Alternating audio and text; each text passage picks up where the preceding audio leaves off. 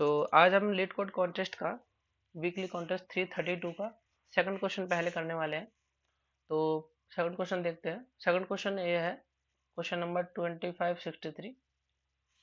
Okay, तो count the number of fair pairs, यानी कि इस तरीके से तुम्हें एक एरे दिया हुआ है, उसका एक लोअर दिया हुआ है, एक अपर दिया है। इसका मतलब है कि तुम्हें किन्हीं भी दो पेयर को उठाना है। जैसे कि इन दोनों को उठा लिया तो इन दोनों का सम देखना है कि कितना हुआ, 1। और देखना है कि वो इस लोअर और अपर बाउंड के अंदर है कि नहीं, जो कि लोअर और अपर दोनों इंक्लूसिव है। देखो इस तरीके से, ठीक है। तो ये चीज चेक करना है, और जे जो है पर्टिकुलरली आई से बड़ा है, इस तरीके से चेक करना है। ओके, तो देखो इस क्वेश्चन को, एक तो नॉर्मल तरीका है, तुम उस नॉर्मल तरीके से सॉल्व कर सकते हो, लेकिन उसमें टीएल ही देगा। उसमें क्या कर सकते हो कि एक लूप चलाया आई, जो कि इस 0 से लेके यहाँ तक जाएगा, इस 4 तक। दूसरा चलाया तुमने जो कि इस 1 से लेके इस 5 तक जाएगा। तो पहली बार में तो आई और जे हर पेयर को तुम कंसिडर करोगे और हर पेयर का सम करोगे। सम करने के बाद चेक करोगे कि लोअर और अपर लिमिट के बीच में है कि नहीं। अगर वो लोअर और अपर लिमिट के बीच में है तो तुम उसका क्या कर दोगे, तो तुम देखो, मैं दिखाता हूँ तुम्हें। अगर लोअर, मैंने कर रखा था, टीएलए दिया था। अगर वो लोअर और अपर लिमिट के बीच में है, देखो एक लूप चलाया मैंने यहाँ तक, एक लूप चलाया i+1 से लेकर n तक।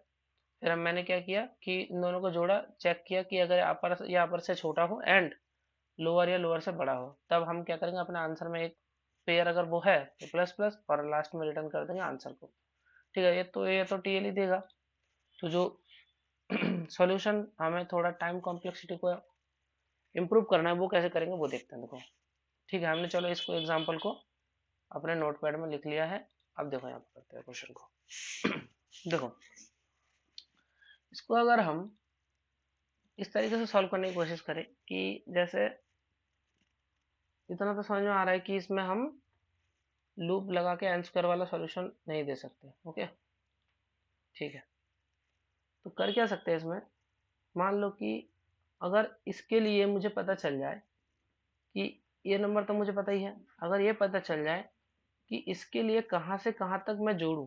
जैसे मान लो कि इसके लिए यहाँ से यहाँ तक, जैसे इस नंबर को जोड़ूं और यहाँ तक जोड़ूं। जैसे कि इस 0 के साथ अगर 7 को जोड़ा तो वो जस्ट लोअर के इक्वल हो रहा हो, और 0 के साथ 4 के जोड़ा वो जस्ट अपर के बड़ा हो रहा हो। यानी कि ऐसा हो जाए कि इस 7 से पहले कुछ भी जोड़ू वो लोअर से कम आए, और इस 4 के बाद जो भी जोड़ू वो उस अपर के बड़ा है। इसका मतलब क्या कहना है, तो इसका मतलब ये पता चल जाएगा कि अगर मैं पेयर का पहला, दो नंबर को जोड़ना था, अगर मैं पहला इसको मान लेता हूँ तो दूसरा मेरा एक रेंज पता चल जाए कि इस रेंज के अंदर कोई सा भी ले लो तो इस लोअर और अपर रेंज के अंदर आ जाए, ऐसा पता चल जाए। तो ऐसा तभी पता चलेगा जब ये तुम्हें थोड़ा शॉर्ट होगा, शॉर्टिंग में होगा। तो सबसे पहले अगर शॉर्ट कर लोगे इसको तो थोड़ा देखो ज़्यादा विजुअलाइजेशन हो जाएगा। 0 1 4 एंड 4 5 एंड देन 7। तो देखो सबसे पहले तुम्हारे पास 0 है। अब तुम चेक करते चलो कि इसके साथ दूसरा वाला एलिमेंट जोड़ने पे वो जस्ट लोअर के इक्वल हो या उससे जस्ट बड़ा हो। तो 0 1 चलेगा अभी। 0 और 4 जोड़ेंगे तो जस्ट बड़ा हुआ, और 0 और 3 तो छोटा था, तो जस्ट बड़ा यहाँ पे हुआ।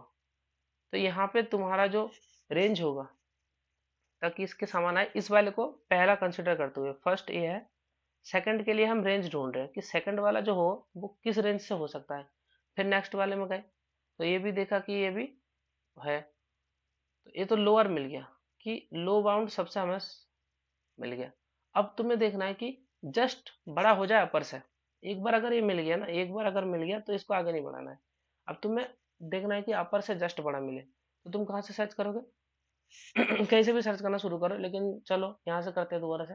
तो 0 1 क्या 6 से बड़ा है? नहीं है। 6 से बड़ा होना चाहिए जस्ट।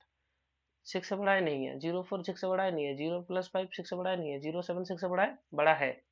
तो बड़ा अगर है तो ये वाला इंडेक्स हुआ बड़ा, लेकिन ये वाला इंडेक्स अगर बड़ा है तो इसको तो ले नहीं सकते ना, बराबर या उससे छोटा होना चाहिए अपर से। तो उससे एक पहला वाला लेंगे। तो यानी कि हमारा ये जो रेंज है, इस रेंज के अंदर हम कुछ भी जुड़ ले, सेकंड एलिमेंट कोई सा भी ले ले, तो हमारा जो है आंसर बनना था। तो पहला एलिमेंट है ए वाला तो कितना, ए वाला तो कितने पेयर बनेंगे? इसका एक पेयर बन सकता है, ठीक है। और इसका एक पेयर बन सकता है और इनका भी एक पेयर बन सकता है, 3 पेयर बन जाएंगे। तो यहाँ पर हम क्या कर लेंगे, 3 पेयर बनेगा कैसे पता लगे कि यहाँ पे जितने नंबर होंगे उतने ही पेयर बनेंगे।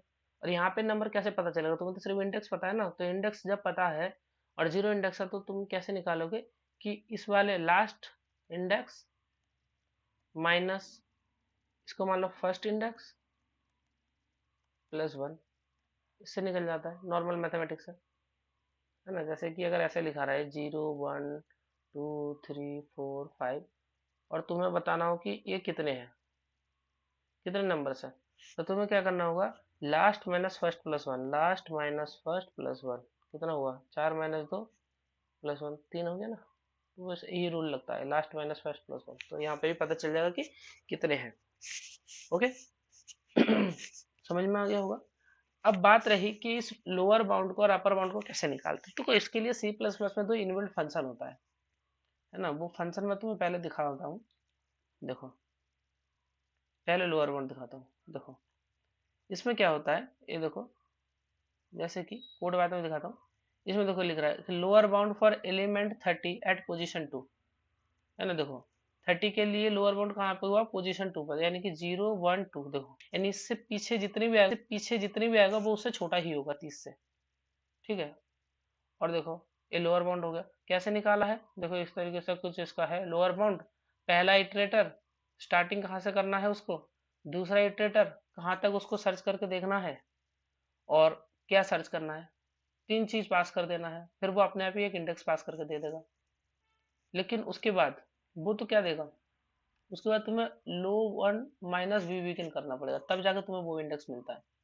तो ये इसका जो है सिंटेक्स है, कैसे काम करता है तुम उसको और अच्छे से देखना तो तुम्हें पता चलेगा। सेम अपर है, दोनों फंक्शन को तुम देख सकते हो। अपर क्या करता है कि जैसे कि तुमने सोचा कि 35 पोजीशन 3, है ना। तो अपर क्या करता है, जस्ट आगे वाला देता है, लेकिन हमें जस्ट आगे वाला नहीं चाहिए, हमें वही वाला चाहिए, तो हम उसमें -1 कर लेंगे जो भी इंडेक्स होगा। तो इस तरीके का इंडेक्स होता है, माइनस वी बिगिन भी करता है, लेकिन हम उसमें से -1 और कर देंगे ताकि वो हम और पहला वाला मिल जाए हमें। तो चलो चलते हैं, इसका कोड देखो बहुत ईजी है।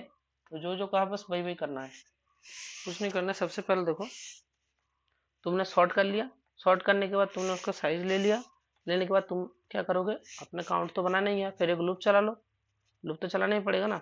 लूप क्यों चलाओगे, देखो लूप इसलिए चलाना क्योंकि वो पहले इस वाले एलिमेंट के लिए, पहले 0 के लिए हमने रेंज चेक किया और लास्ट माइनस फर्स्ट करके आंसर में जोड़ लिया।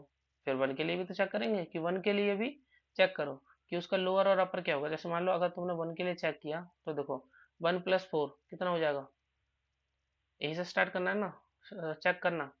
तो 1 + 4 कितना हो जाएगा 5, तो लोअर यही से स्टार्ट हो जाएगा, तो लो तुम्हारा यही हो गया। ठीक है, अपर चेक करना है तो स्टार्ट करो 1 + 4 5 नहीं, 1 + 4 5 नहीं, 1 + 5 6 नहीं, 1 + 7 8 हो गया। तो यानी कि अपर वाला ए हुआ, लेकिन हमें एक कम चाहिए था तो यहाँ पे हो गया। तो इसके लिए भी तुम्हारे कितने बन जाएंगे, इसके लिए भी तुम्हारे लगभग उतने ही बन जा रहे हैं। इसके लिए भी तुम्हारा वो कितना बनना है, 3 बनना है, इसके लिए भी 3 बनना, पहले भी 3 था तो लगभग 6 हो गया। अगला लोगे, अगला मतलब 4 लिया, तो 4 लिया तो 4 का लोअर बाउंड देखोगे, 4 + 4 8 बड़ा है, चलो तो लोअर बाउंड यही हो गया। अपर बाउंड तुम चेक करोगे 4 + 4 8, अपर बाउंड भी सेम है। तो अगर लोअर बाउंड और अपर बाउंड सेम है, लेकिन अपर बाउंड तुम्हारा हमेशा क्या होना चाहिए, लोअर बाउंड से बड़ा होना चाहिए ना। अपर बाउंड लोअर बाउंड से बड़ा होना चाहिए, ठीक है, बड़ा तो है नहीं, सेम है, तो इसको तुम कंसिडर ही नहीं कर सकते। ठीक है, इस तरीके से और होगा ही नहीं, क्योंकि शॉर्ट है तो आगे जाएगा ही नहीं, आगे मतलब ही नहीं, जब यहाँ पे नहीं हो रहा है तो आगे होगा ही नहीं, क्योंकि आगे और भी बड़े बड़े नंबर है। तो इस तरीके से इसका आंसर 6 आ सकता है। तो इसीलिए तुम्हें एक लूप चलाना पड़ेगा ताकि वो एक एक करके नंबर ले और उसका लोअर और अपर निकाले, फिर उसका आंसर इस तरीके से निकाले, उसको अपने आंसर में जोड़ ले। ठीक है, देखो और सिंटेक्स तुम वहां जाकर थोड़ा सा और देख लेना, मैंने बता दिया कि पहले पहला देखो, मैं लिख देता हूँ फिर थोड़ा सा और बता देता हूँ तुम्हें। देखो ये लूप है, देखो ये है तुम्हारा लोअर इंडेक्स, मान लो इसको तुम जे से मान लो ले रहे हो। तो देखो लोअर बाउंड में क्या देना था, फर्स्ट इंडेक्स, और जहां तक सर्च करना है वो लास्ट इंडेक्स, और कौन सी वैल्यू सर्च करनी है वो, और लास्ट में नम्स डॉट बिगिन पहला वाला उसको माइनस करना पड़ता है, तब जाके तुम्हें वो इटरेटर मिलता है कौन पहला वाला। तो देखो ये जो है नम्स डॉट बिगिन +i +1, तो +i +1 इसलिए किया गया है क्योंकि आई 0 है, अगली बार में तुम्हें बिगिन से स्टार्ट नहीं करना है, अगली बार में तुम्हें वहीं से स्टार्ट करना है, ठीक है। और जो तुम सर्च करने की कोशिश कर रहे हो, तो देखो जब तुम्हारा वैल्यू 0 था, जब तुम्हारा 0 था तो तुम कहाँ से सर्च कर रहे थे, यहाँ से ना, यहाँ से सर्च कर रहे थे। तो nums डॉट, अब जब तुम जैसे मान लो जब तुम्हें ये 4 सर्च करना होगा तो तुम कैसे करोगे, तो इसका स्टार्टिंग इंडेक्स कैसे दोगे, इटरेटर देना होता ना, स्टार्टिंग इटरेटर। तो nums डॉट बिगिन ये हो गया, nums डॉट बिगिन हो गया, ठीक है। अब आई यहाँ पर है तो तुम्हें सर्च कहाँ से स्टार्ट करनी है, यहाँ से स्टार्ट करनी पड़ेगी। तो देखो, तो ए वाला इंडेक्स कैसे दोगे, तो तुम्हें nums डॉट बिगिन प्लस आई प्लस 1, बस वही किया गया है कि nums डॉट बिगिन प्लस आई प्लस 1, और एंड तक तो जाना ही है। और तुम्हारी वैल्यू क्या होगी, लोअर माइनस nums आई, है ना। वैल्यू क्या है, जैसे कि 0 है तो तुम क्या ढूंढ रहे हो, 0 है तो तुम्हें कौन सी वैल्यू चाहिए, वैल्यू है ना, तो देखो 3 चाहिए, 3 चाहिए। और ऑलरेडी तुम जैसे मान लो कि तुम्हें 1 है, 1 पे सर्च कर रहे हो, तो तुम्हें लोअर बाउंड ढूंढ रहे हो, तो 1 पे अगर सर्च कर रहे हो, लोअर बाउंड ढूंढ रहे हो, तो लोअर बाउंड 3 है, और ऑलरेडी तुम्हारे पास 1 है, तो तुम और क्या कितना चाहिए, और 2 चाहिए ना, और 2 चाहिए। तो बस num को माइनस कर दो, num 2 था तो 2 माइनस कर दिया, num 1 था तो 3 में से 1 माइनस कर दो 2, यानी कि अब कोई भी वैल्यू ऐसी आ जाए, अब कोई भी वैल्यू ऐसी आ जाए जो 2 से जस्ट बड़ी हो या बराबर हो, तो वो तुम्हारा आंसर वहीं पे रिटर्न कर देगा, समझ गए।